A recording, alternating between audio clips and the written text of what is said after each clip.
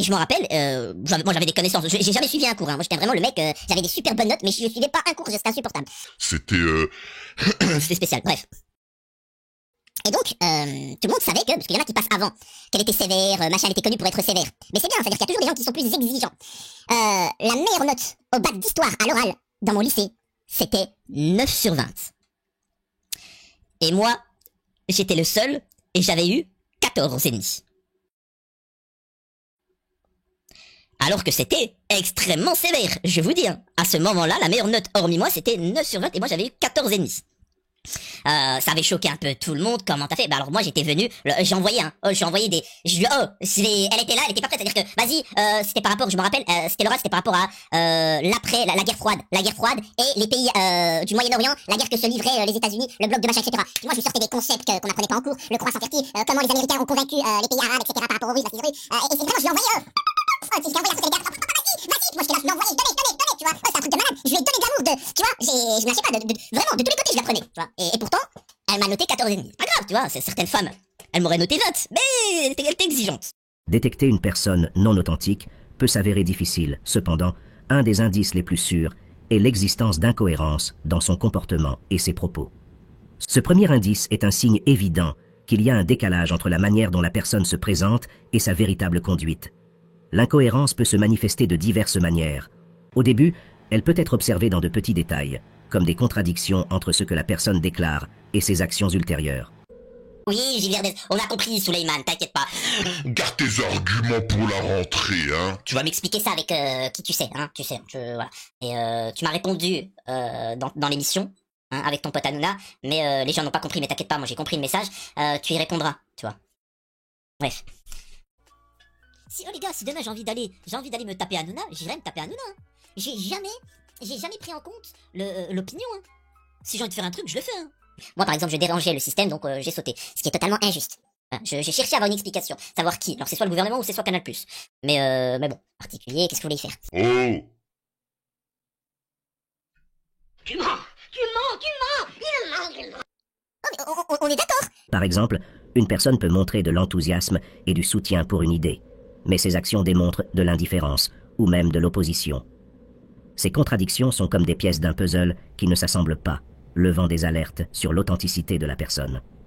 Je rappelle qu'il y a un livre qui sort à la rentrée sur la face cachée de Gilles Verdez. C'est mon livre, donc je t'invite à l'acheter le moment où il sortira, j'en ferai un peu la promotion, et ainsi de suite. D'ailleurs, vous voyez bien que quand ils arrêtent ce métier-là, Chameroy, tous, hein, vous le voyez bien qu'ils ne parlent plus à Hanouna, n'adressent plus la parole à Hanouna, et voilà, et tu sens qu'il y a un froid et qu'il s'est passé quelque chose. Donc voilà, et je vous invite à lire mon livre pour avoir plus de détails sur ces situations-là. Bref. Alors. Le projet Ramadan, c'est la troisième partie de la Palestine. La première partie, c'est de lutter contre l'islamophobie. Comprenez-le bien. Ce que je veux dire par là, c'est qu'on parle même pas de la Palestine. Moi, j'ai déjà une solidarité pour les... M de France, parce qu'ils ont l'habitude de se faire marcher dessus. Vraiment, M de France, par excellence. Pourquoi tu viens chouiner chez moi? Ici, c'est Amish. Israël. Et alors, tu vas faire quoi? On cause pas. Tu vas faire quoi? 6 mois. Non, arrêtez, vous êtes la honte de l'histoire de l'humanité. En Belgique, ils se moquent de vous. Bruxelles, j'adore Bruxelles. Je kiffe vraiment Bruxelles. L'Allemagne, franchement, je vais souvent en Allemagne, donc c'est cool. Passe à autre chose, bande de comiques. Qu'est-ce que je voulais dire? C'est vrai que j'étais sacrément dur à propos des M de France. Mais je m'en balèque. Je m'en balèque, et surtout qu'à partir de maintenant... Petit à petit, je vais arrêter de parler d'eux, ça ne sert strictement à rien. Je vais arrêter de parler des trolls, des Billy aussi, pareil. Hein. Je vais un peu les ignorer. On va revenir sur une période de croisière. Et tout ce qui arrive au M de France, c'est mérité. Retenez bien ça, c'est mérité. Un autre aspect de cette incohérence est l'incongruité dans le temps. Les personnes non authentiques peuvent faire des promesses ou des engagements, mais elles échouent souvent à tenir leurs paroles. Le manque de cohérence entre ce qu'elles disent et ce qu'elles font au fil du temps érode la confiance et révèle un manque d'intégrité. Ces incohérences, aussi mineures soient-elles, peuvent provoquer un sentiment de malaise et de méfiance, signalant que la personne n'est pas transparente et qu'il y a quelque chose derrière la façade qu'elle présente. Vous voyez bien, derrière, les millions que les gens reçoivent, ils reçoivent des millions. Je vous ai déjà expliqué que moi-même, on m'a approché en me proposant 55 000 € par an pour avoir un discours plutôt, voilà, un peu sionnard. Donc, je vous laisse imaginer des gens beaucoup plus influents. Donc, vous comprenez mieux pourquoi, d'un seul coup, la Tunisie se fait vilipender, pourquoi l'Algérie se fait vilipender, vous comprenez, hein, Je rappelle qu'il y a mes ouvrages qui vont sortir à la rentrée. sur Verdez, sur Hanouna, sur certains sujets, sur les réseaux pédos, et voilà. Vive Hanouna! Oh Michraël! Oh Michraël! Oh Michraël! T'as un problème, Lita Adorable? Est-ce que t'as un problème? Tu vas faire quoi, Lita Adorable? Vas-y, je t'écoute. Oh Michraël! Tu vas faire quoi? Tu vas me boycotter? Tu vas me boycotter comme tes canards à de France? Comme vous boycottez Hanouna, comme vous boycottez Carrefour, comme vous boycottez Coca-Cola? Bande de minables! C'est ça que vous allez faire? C'est ça? Oh bah dis donc, j'ai vraiment peur! Et les mains, elles sont connectées de 70 à 80% à nos aires cérébrales actives. Ça, ce que vous voyez aussi, c'est un homonculus. Un homonculus, c'est une sorte de petit personnage que les étudiants en médecine connaissent bien, parce que justement, ce personnage-là, il représente de manière proportionnelle les aires cérébrales les plus actives. Et donc vous voyez qu'effectivement, les aires de langage sont très présentes, mais également les mains. Et donc c'est pour ça que c'est toujours intéressant de voir quelqu'un qui est dans la dissimulation, et bien que fait-il de ses mains?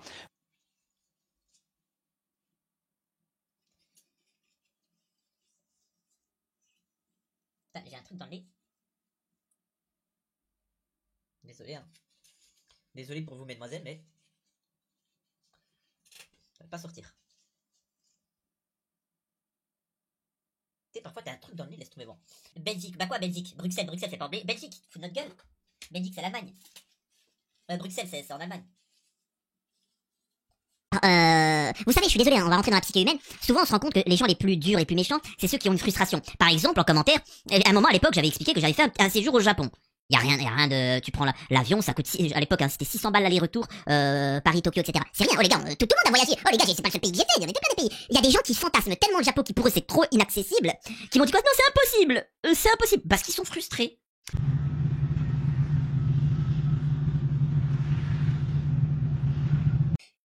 C'est pathétique. Je me rappelle, j'ai vécu un moment au Japon. Mais vraiment, j'ai vécu là-bas. Hein. Et je voyais les pauvres touristes français ou autres qui venaient au Japon. Ils restaient 4 jours. Et tu les voyais courir, ils prenaient une photo. Ils couraient, ils prenaient une photo. Ils allaient au McDo, les pauvres, au McDo. C'est-à-dire que tu fais le tour du monde pour aller manger où au McDo. Bah, c'est très intéressant ça. Et en fait, ils sont en panique, ils sortent. C'était beau, regardez les photos. Ouais, mais Samir, t'as passé plusieurs mois, une année. Comment ça se fait que t'as eu aucune photo? Mais j'ai kiffé, moi, j'ai tout dedans, moi. Ah, moi, j'ai tout dedans, j'ai kiffé ma vie. Donc voilà. Moi qui ai vécu un temps au Japon, tu gagnes beaucoup d'argent. Et tout coûte pas cher. J'aime bien les gens qui me disent ça coûte cher. Menteur, le Japon c'est pas cher. À Tokyo, j'ai squatté Tokyo. Les gars, c'est pas cher. La nourriture c'est pas cher. Les restaurants c'est pas cher. Vous allez me dire quoi? Un pays où on gagne beaucoup et tout est pas cher? Oui, et vous savez ça fait quoi? Eh ben ça fait que tu vas au restaurant. Tu vas souvent au restaurant. Allez, je t'invite. Vous allez beaucoup vous au restaurant? Je parle pas de petits fast-food, hein. Je parle vraiment de restaurant. Là-bas, le restaurant, là où tu en aurais pour 50 balles en France, au Japon, c'est 7 euros, 8 euros. Vos prix que vous achetez pour des fast-food, là, des petits casse-croûtes, au Japon, tu te payes un bon restaurant. Et donc, en fait, qu'est-ce qui se passe? Eh ben, la vie, elle est heureuse. Mais le Japon, jamais ils sont venus, ils ont dit aux Français, mais pourquoi vous mangez du bœuf? Nous, y a pas de bœuf chez nous, ça c'est rare. Pourquoi vous mangez du bœuf? C'est pas bien. Non, ils se permettraient jamais de dire ça. Mais, j'ai un ami là, vous savez, j'ai vécu un moment au Japon, et je suis parti avec, chez un ami. Et d'ailleurs, prochainement, je lui ai demandé de me faire des vidéos au Japon, de me montrer des petits trucs, etc. Donc prochainement, vous verrez aussi des vidéos pour voir la différence entre la France et le Japon, certains sujets. Voilà, à défaut d'y aller, hein, j'ai plus la chaîne de 100 000 abonnés, j'ai plus les moyens. Donc on va faire ça par procuration. Et sachez que les révélations que je dois faire sur Hanouna Verdez, ce ne seront plus des révélations vidéo, etc. Ce sera des livres. L'ouvrage sur Verdez sortira à la rentrée de TPMP. Voilà, donc il y a un livre qui va sortir. Pareil, je vous invite à me rejoindre sur mes réseaux pour en savoir plus au fur et à mesure. Donc n'hésitez pas pour soutenir cette chaîne YouTube. Et je répète, Am Israël, Israël vaincra. Am Israël. Voilà, tu vas faire quoi?